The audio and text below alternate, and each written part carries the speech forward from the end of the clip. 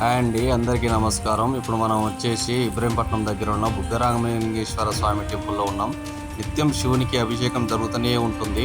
అక్కడ పంట పొలాల నుండి శివుని లింగం కింద నుండి ఎప్పటికీ 24 గంటలు 360 రోజులు వాటర్ వస్తూనే ఉంటాయి. ఈ గుడికి చాలా విశిష్ట ఉంది. చాలా ప్రసిద్ధి చెందిన టెంపుల్. ఇంకొకటి ఏంటంటే గుడికి దర్వాజా ఉండదు, అంటే తలుపులు ఉండవు. 24 గంటలు గుడి తెరిచే ఉంటుంది. ఈ గుడిలోకి వెళ్ళాలంటే, గుడి దగ్గరికి వెళ్ళాలంటే మన ఇబ్రహీంపట్నం దగ్గర నుండి ఆరుట్ల బస్సు ఎక్కెళ్ళాలి. ఈ గుడి మొత్తం చూడండి, విశిష్ట కూడా తెలుసుకోండి.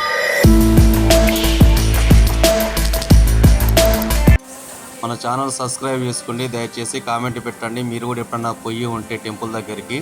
ఈ టెంపుల్ చాలా ప్రసిద్ధి చెందిన టెంపుల్, చాలా పురాతనమైన టెంపుల్. ఇక్కడ పూజారి కూడా ఉండడు, ఏమైనా గ్రామస్తులే చేస్తూ ఉంటారు. ఇక్కడ కోరిన కోరికలు తీరుతూ ఉంటాయి. శివరాత్రి ముందు, సంక్రాంతి ముందు ఇక్కడ చాలా పెద్ద జాతర జరుగుతుంది. ఇక్కడ చాలా విశిష్టమైన టెంపుల్ అన్నమాట. పంట పొలాలలో ఉంటుంది. ఇక్కడ శివుణ్ణి కోరుకుంటే ఏమైనా మనకు కోరికలు తీరుతాయి.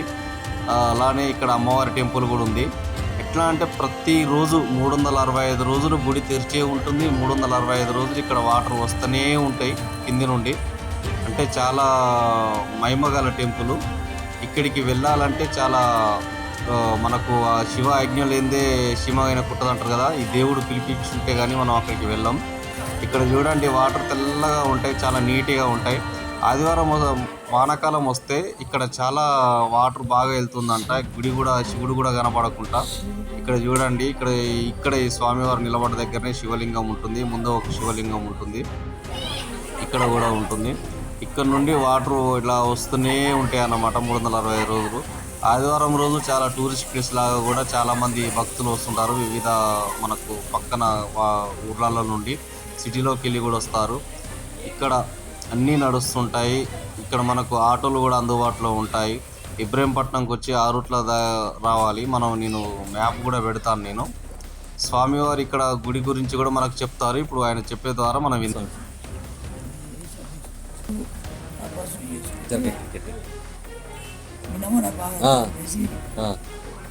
రాముడికి ఎక్కడ తపస్సు చేసుకోవడానికి ప్రశాంతంగా లేకుండా, ఎక్కడ దిగినా ఇంత అనుకూలంగా లేకుండా.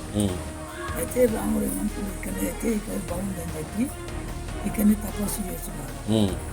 ఎక్కడ చేసినా నాకు నచ్చలేదు, ఇక్కడ కూర్చొని ఇక్కడ ప్రశాంతంగా ఉంది కాబట్టి ఇక్కడనే రాముడు ఇక్కడ తపస్సు చేసుకుంది. తపస్సు చేసుకునే టైంలో అప్పుడే ఇక్కడ ఉద్యోగించింది వాటర్. అయితే దేవుడు శివుడు ఏం చేసింది, వీళ్ళకు నాకు తపస్సు వచ్చి నీలో ఉండిపోతాని.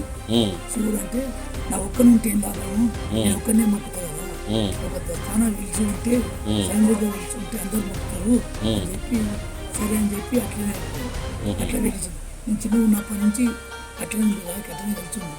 ఒకటి కాలువ వస్తుంది, కాలువ అవి ఎప్పటికి వస్తాయి వాటర్? ఎప్పుడు వస్తాయి కాలువ పైకి నీళ్ళు వస్తాయి కదా, కాలువ మనకు నీళ్ళు కనబడదు.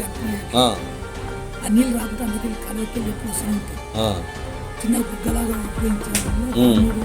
ప్రతి తపస్సు చేసి బుగ్గ రామలింగేశ్వర స్వామి అని పేరు వచ్చేసి ఊరు మండలం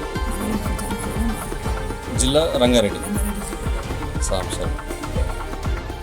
ఇక్కడ వీరు చెప్పిన స్థల పురాణ ప్రకారం చాలా ప్రసిద్ధి చెందిన టెంపుల్ అని చెప్పేసి మనకు అర్థమవుతుంది కదా.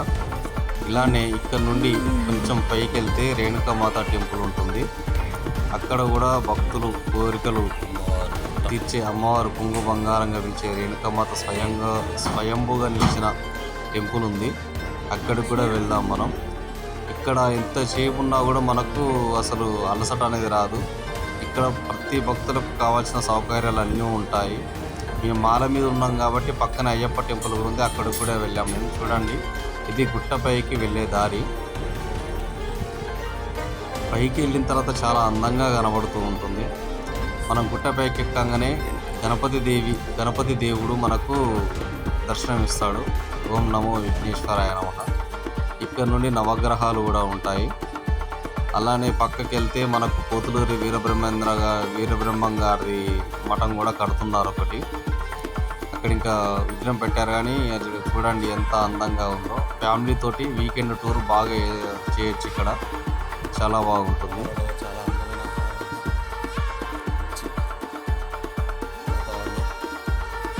వీకెండ్లో మంచి పిల్లలను తీసుకొని రావచ్చు. ఇది ఎవరైతే గుడి కట్టించారో వారి ఆశ్రమం ఇది. ఆ స్వామి వారి ఇక్కడ సమాధి ఉందన్నమాట. ఇక్కడ నుండి చూడండి, నరసింహ ముదిరాజ్ అంట. ఇది ఆలయం పైన ఇక్కడ నుండి పోతే మనకు నాగదేవుని మందిరం కూడా కనబడుతుంది. ఇది ఎల్లమ్మ, రేణుక ఎల్లమ్మ దేవతల్లి చూడండి, పుట్ట రూపంలో బండ రూపంలో ఉన్నది అమ్మవారు.